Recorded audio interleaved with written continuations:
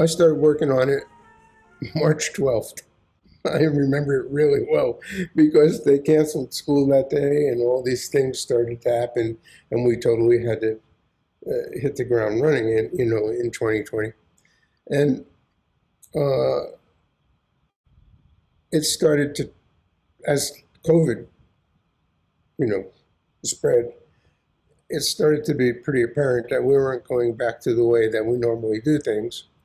And I started to use this project as a focal point to play with some of the musicians I don't play with as much, as guys like Kyle Bruckman or even Sarah Bell Reed and Cassie Estrad, players like that, even Bill Roper, and to a certain extent. Usually we're now playing in other people's bands, but we're not really interacting with our own music.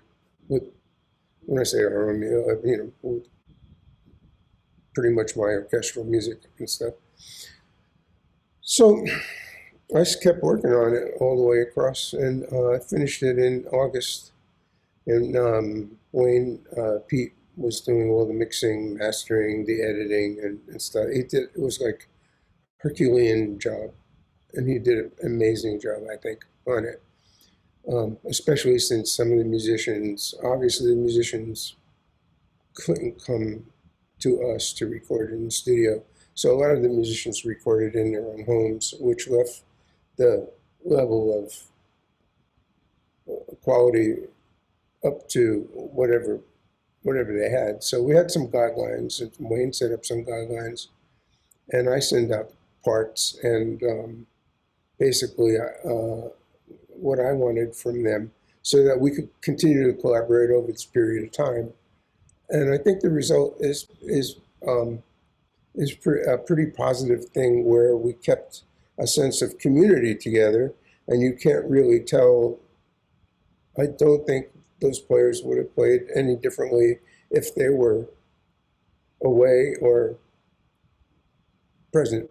I mean, they really seamlessly put all their all their effort and concentration into this stuff. And for a lot of them, they said it was like great to be able to do some creative music, and and a lot of them, it took them out of the everyday of being in the being, I don't want to say confined, because I mean, compared to many people, I mean, just around, but I'm not confined in any possible way.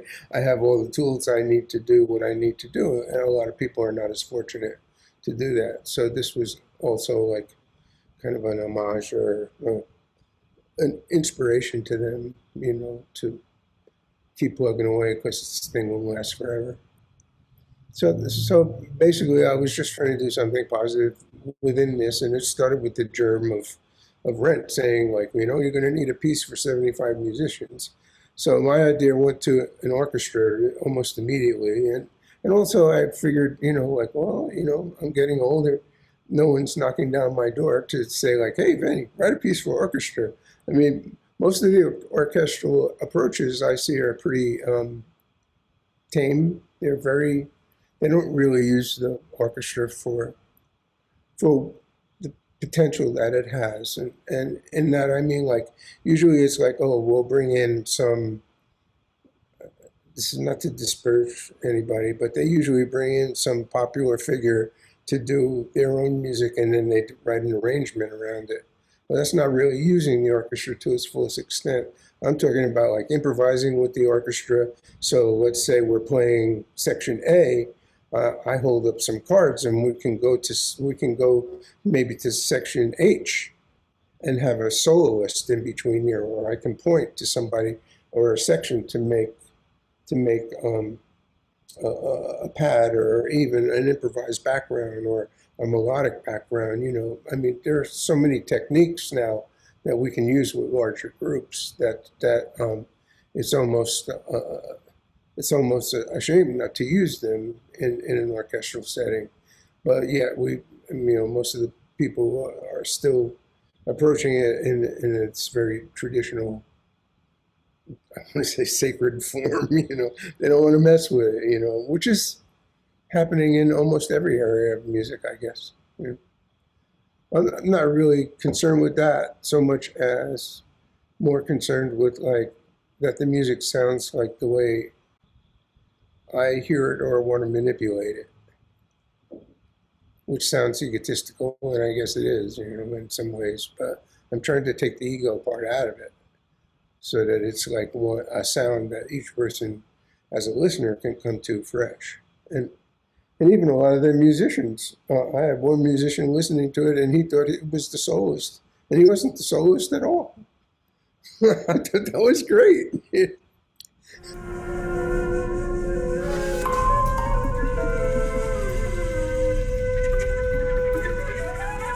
We have an extremely large pool of musicians all up and down the West Coast, and that extends, you know, all the way to the entire world now with the way the internet is set up.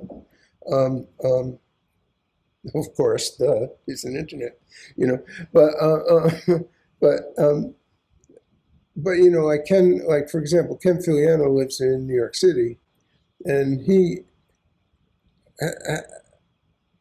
what I wrote for him, he turned it around on me and started to improvise with the written parts that I had sent it by editing the written parts that were already played and reassembling them with his solo.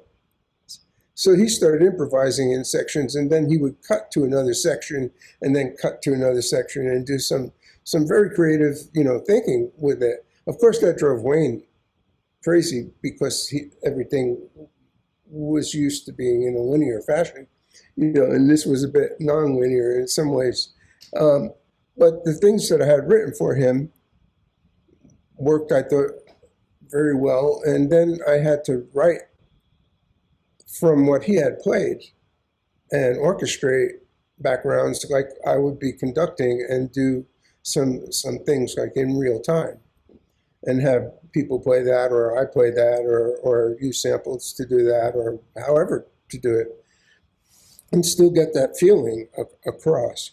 Now, one of the things about doing a lot of gigs in different parts of the world is that you get to know the people's vocabulary really easily. And then you're writing specifically for their vocabulary, and you don't give them something that they're not comfortable with, but you might give them something that might push their boundaries. Like one of the players wasn't as comfortable playing in some of the more dense areas. So that was a challenge for him, especially with his instrument.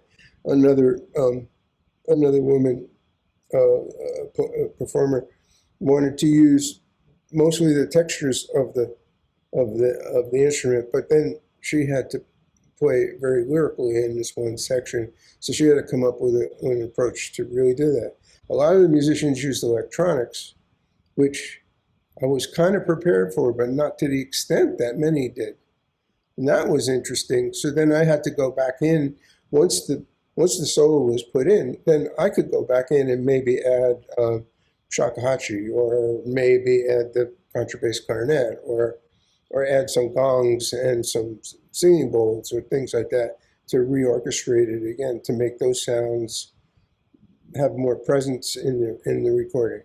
So that was very interesting for me. So writing for the people that you know are going to play like the key parts is the main thing.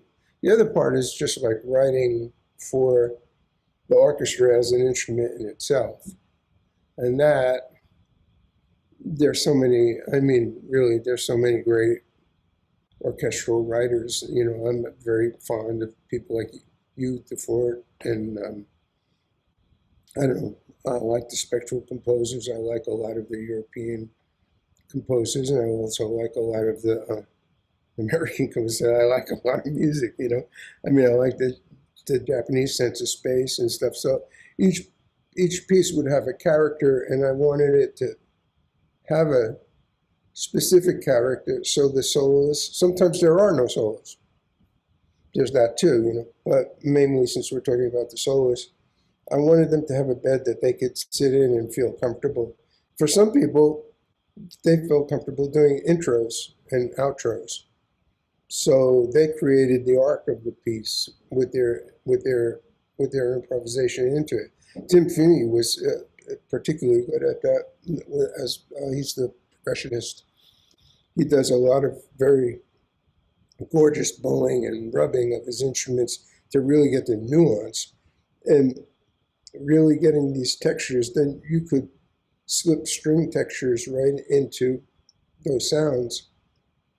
Excuse me, and create more of a visual sound rather than a traditional writing of like, oh, here's the string pad, but really getting into those kind of fractal areas that he created. Yeah, I mean, some of the stuff everyone played really beautifully. Dan Klukas was really off the hook on some of the, as was Jeff Kaiser on some of the trumpet playing, and Sarah Reed also. I mean, it's an amazing set of people playing trumpet there, and each one quite different, with Dan being a bit more towards the jazz and improvised, and then Jeff and Sarah being more classically trained and yet still using electronics and enhancing their instruments. It's just gorgeous.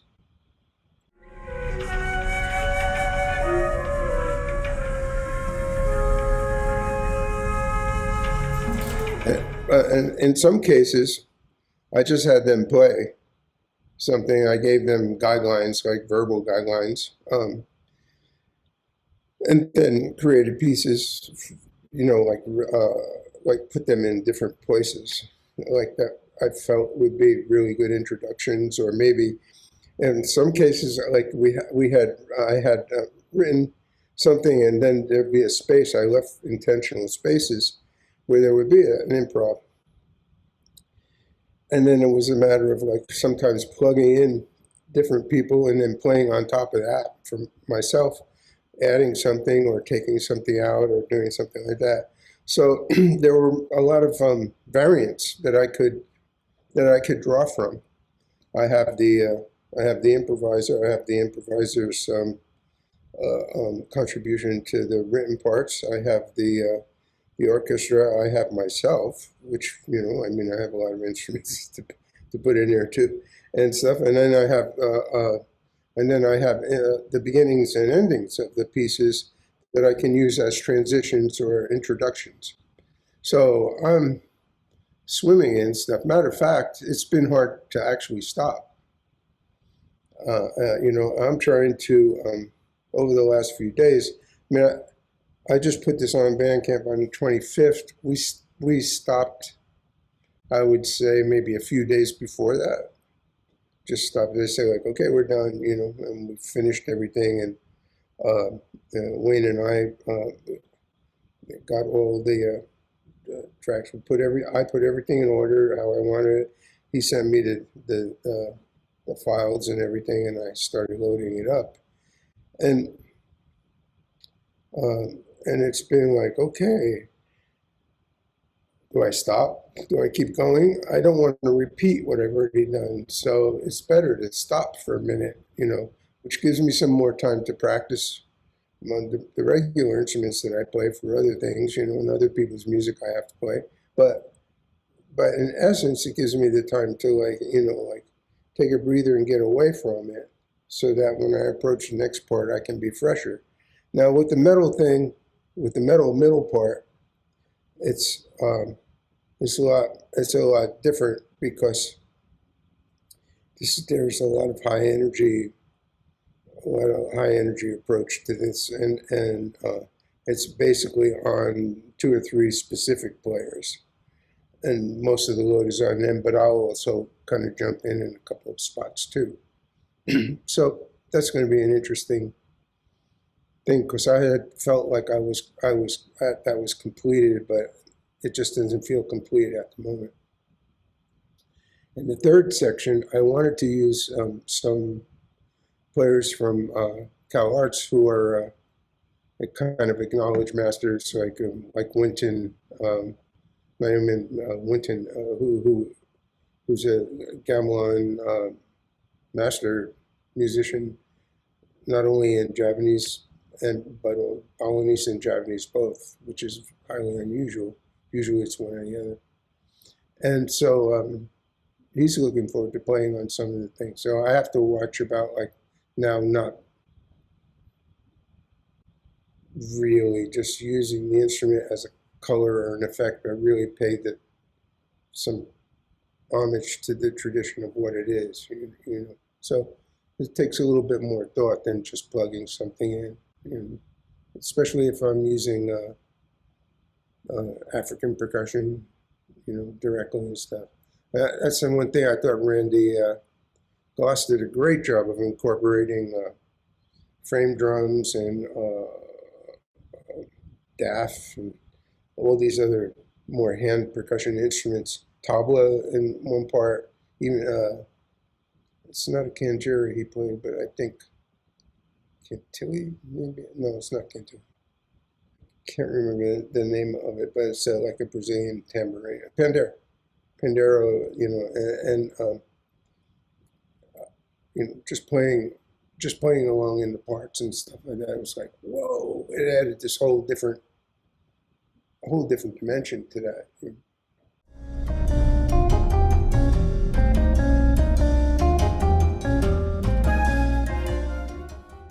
I mean, the first thing that comes to mind is like,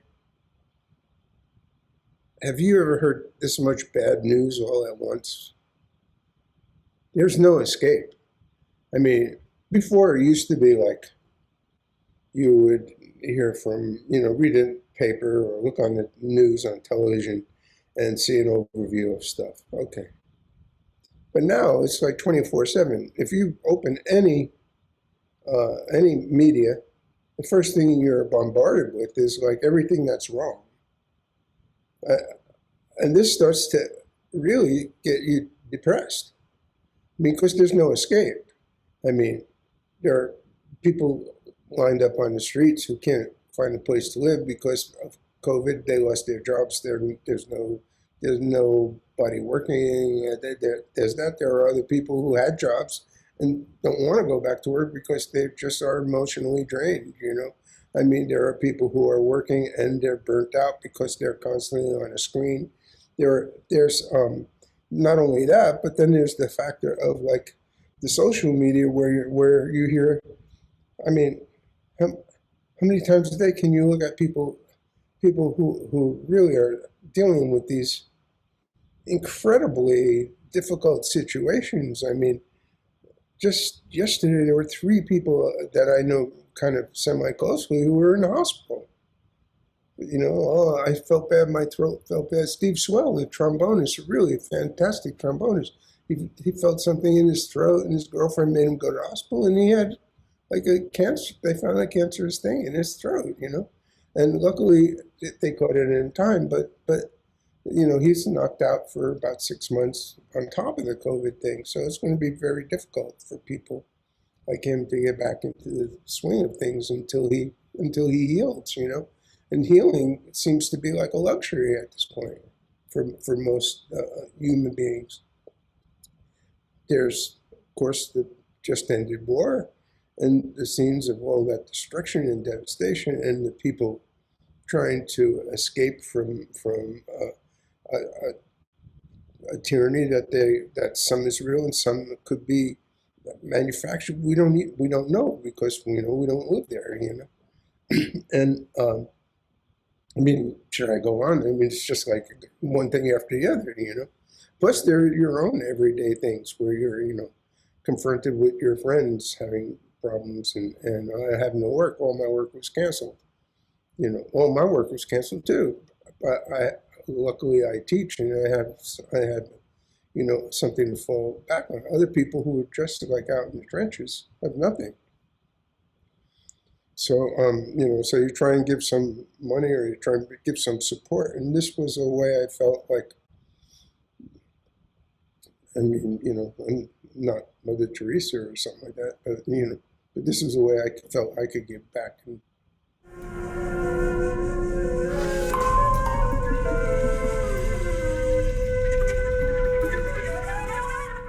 binging is a side effect of like everybody being stuck at home. And I mean, I love binging on watching Godzilla or Chinese martial arts movie, wuxia, or those kind of movies, or samurai movies, or period Japanese movies, ghost stories, vampire story, whatever. I mean, I like to have that input and stuff like that. But again, um, um, the modules are arranged so that you listen to each module, but you could start with 12. Although I wouldn't recommend that because it has a rather climactic piece at the at the end. But but you could do that if you wanted to, and then restructure your listening experience so that I like listening to all the modules completely through. I suppose you could put it on shuffle, but that would be remarkably dense, I think. Um, um, I like sometimes listening to maybe module 8 and then going to 11 and then listening to 3 or something like that. Although I haven't done that, and frankly, at this point, I prefer not to hear it for a minute.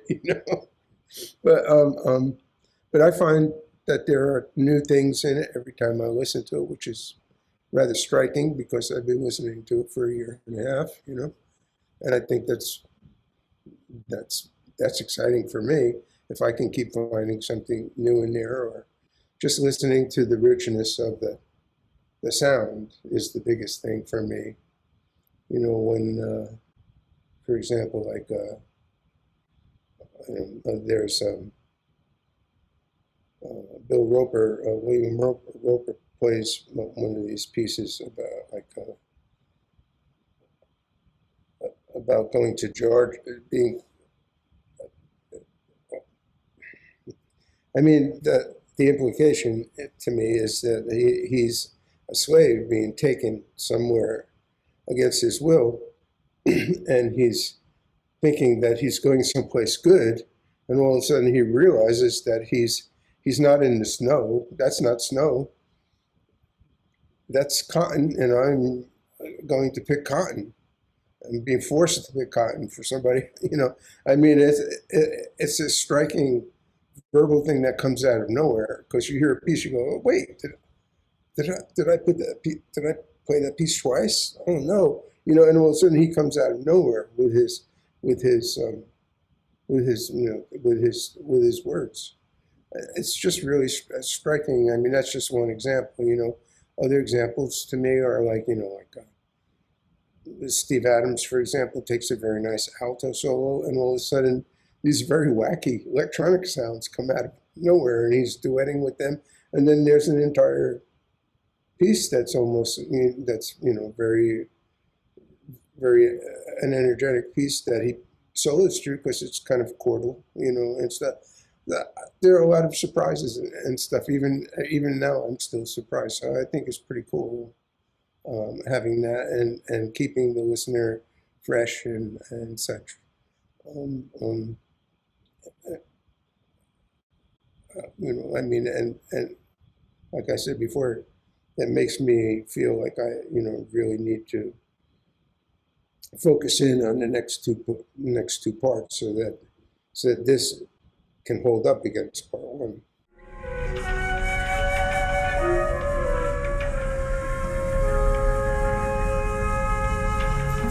I just think like you need the time for things to unfold.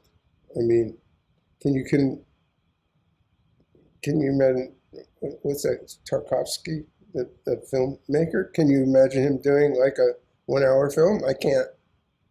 It just doesn't. You need to. There's so many facets you need to look at from different points of view that like once you start looking, you don't want to look. You don't want to look away, but you don't also want it to be like the Gorgon. And when you look at it, it's like, you want to keep things moving and such. And I think it's important to really understand that even though the pieces even though part one movement, the whole movement is 10.5 hours, you don't have to spend 10.5 hours sitting in a chair listening to it. You can take a piece at a time and absorb it and chew it and enjoy it. It's like it's a giant meal that lasts for a long time. And the point of it was that it does last a long time. And you don't really, you might hear something familiar because it is familiar, but it's reorchestrated in such a way that it reintroduces something. And then there's maybe a twist. Maybe there's a Jeff Kaiser solo on there, or maybe there's a Steve Ricks solo on there. It's just something like that, or Matt Barbier. There were all these kind of there are all these kind of things that will kind of appear and stuff like that. Wait, what is? There's one piece with Matt Barbier and he's playing, and I kept hearing this other sound, and I realized after I had to push the info button to see who was playing on it, and it was like Kyle Bruckman playing oboe way in the background, but just playing a texture, just playing a multiphonic and doing that behind him. So there are ways of getting deeper into the listening, so where it becomes almost like a mantra or tantric kind of thing that keeps the person's mind active and concentrated so that they can really focus in. And I think by doing that, it takes them out of the realm of this area of negativity, which is my kind of hidden thing of trying to be in a more positive way. Take Coltrane, for example. Like his later works, like maybe his solo might be a half hour. That's without Pharoah Sanders, Rashid Ali, Alice, all adding their contributions, not to mention who else he may have invited during that period of time, because that was a rather intense time. And his concerts might last 3 or 4 hours. I saw Sun Ra in New York. He started at 8:30 and he finished at 4 in the morning. And there was no loss of energy. There was no loss of anything. It was just a constant music that was really good. And that's a thing to aspire to, I mean, the masters already put that out there. Mingus concerts were like that too. So the precedent is already there. I mean, we don't even go near someone like Anthony Braxton, 6.5 hour live concert in Berlin that's on the internet you can look at.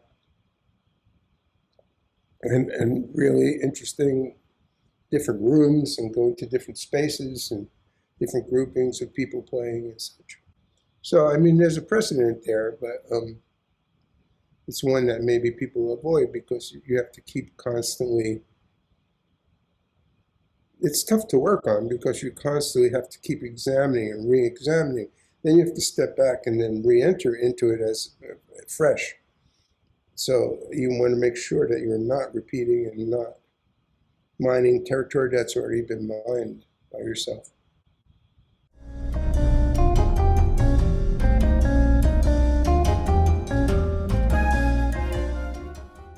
I mean, that's all on Wayne P. I mean, I recorded most of my stuff. I did one session at his house that was very, very short, mostly baritone solos. I mean, if I play baritone, you hear the gongs ring, everything rings, and stuff like that. You can't get a clear sound. In some of the areas, that's really good, but in some of the areas, it's not so good. So I did one session here, but most everything I did here of my stuff, and all the soloists except 2 did their things at home. And it's a tribute to Wayne that he could match everything so well and really get a consistency that makes things very, very. It's a very colorful palette. I like it quite a bit. It's another reason I like the orchestra in larger groups, because that palette is there, and it doesn't always have to be you playing. but someone else can play the same instrument, like Brian Walsh, for example, plays clarinet and bass clarinet and contralto clarinet on one piece, and I play my contralto and contrabass on one of the pieces, and you can hear the difference in our tones and stuff. It's really quite nice. I really like that difference in our personal sounds, and and different approaches on the same instrument. It's just fantastic, and that really leads to this kind of palette, like opening up and really not using just the primary colors, but really getting into it. In terms of volume the 2 and 3, I don't. I was working a lot with Alkis Nicolaitis, who's a guitarist from Cyprus, remarkable musician, and he was interested in the music I was writing, and he did his one part of his doctoral thesis is about the music I write, and he calls it modular music. And we have plans to do actually more stuff and maybe play one of the metal parts with the orchestra in Corsica and Cyprus. I have Corsica on my mind because of the singing. It's gorgeous singing. There are male choirs that sing this really gorgeous harmonic. Oh, you know it. It's gorgeous. Yeah. Anyway, so we got to be very close friends, and I wrote this piece and dedicated part of it, his part, to him, and now I feel like I just want to expand that a little more because that's only about like 40 minutes or so, and I don't want it to be, not that I need it to be longer, but I feel like I covered some territory, but there's this other underlying territory where I could use more electronics and musicians who use more electronics with the orchestra. And I want to pursue that a little bit before I release the second part. So that's basically going to be the second part. It's like musicians like Clay Chaplin, for example, and Stuart Liebig, who's, you know Stuart, with his 6-string basses and all the pedals he uses and such. So I want to explore that.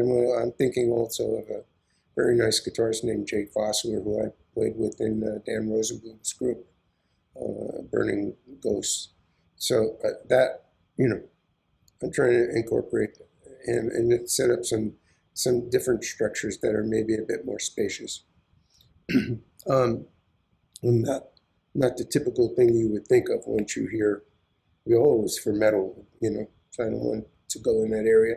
And I also don't want to go in the area of, like, say, Yes, and those kind of groups, because that's already been done very nicely, actually. Um, the last part is kind of a mystery to me, and it's unfolding in such a way as for me to study more harmonic music. So I've been working on these different chordal progressions and trying to get into more expanding my own limited knowledge about these kind of things. So I'm trying to expand that so it grows into not that it's all going to be that, but I do want to focus on that a little bit. And I also want to use some musicians, like I mentioned, that are in our world music program, although we all hate the word world music program, but that's another story for another time. So we have a lot of interest in Ghanaian music, Iwi drumming in particular. We have, I'm particularly interested in South Indian music. And we have, I mentioned Javanese and Balinese gamelan. So I think those will be like some kind of points to focus in on. And already you can see the dichotomy because that's a lot of modal music in many ways. and I'm talking about harmony. So that's an interesting way of how it's going to develop. I have to see how I'm going to reconcile these things in the last to wrap that part up more. So that's those are the approaches to it, and then we'll see.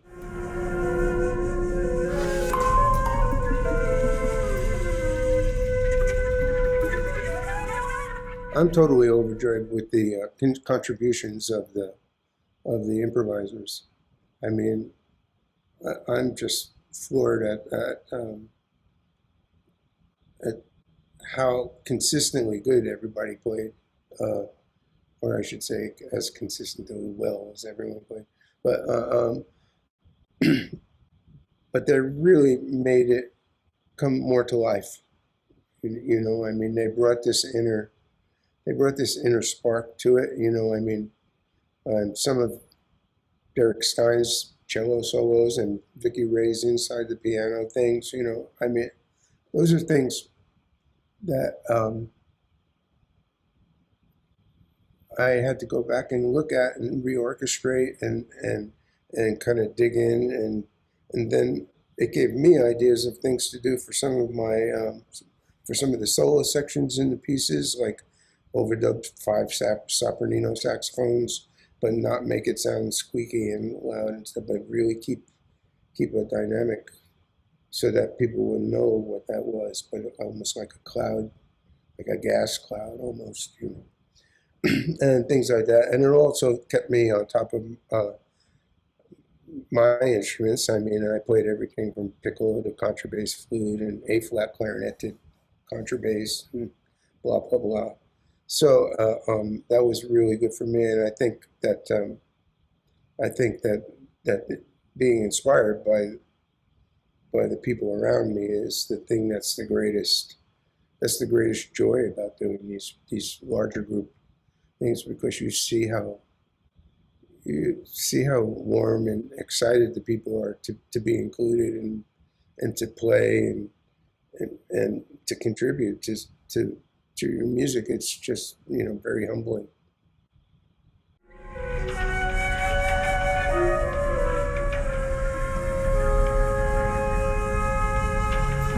I think it was important to not do like, you know, 100 really long pieces and just tire everybody out, but like do a number of like shorter, concentrated pieces and put them together to create a longer piece. I also want to say, like, something I've neglected to mention is like I had Carol Kim do some wonderful video interpretations and put her artwork to the music. Like she did 5 pieces that you know, just from a bunch that I had sent to her that she picked to do, and came up with these incredible representations of how these two mediums can blend together and make it really like a different form.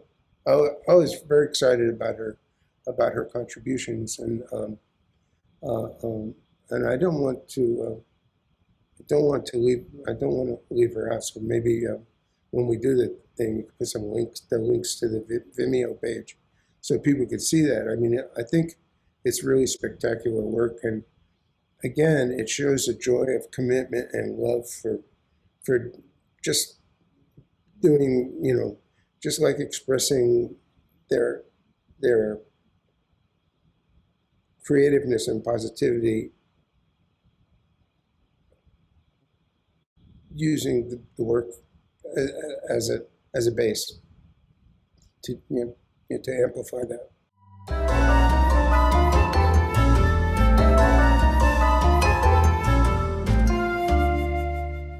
I just say thanks and thank you to all the people who not only contribute but all the people who listen, because that's a contribution too. That's what brings all this to life. So it's really nothing without the listeners, you know. And I really think it's fantastic to get that collaboration like flowing. And I mean, I was talking to another composer, and she told me, she just looked at me at one point and said, like, I can't wait to hear this live with a real orchestra. you know, like, and be sitting right in the middle of the whole thing. And I said, me too.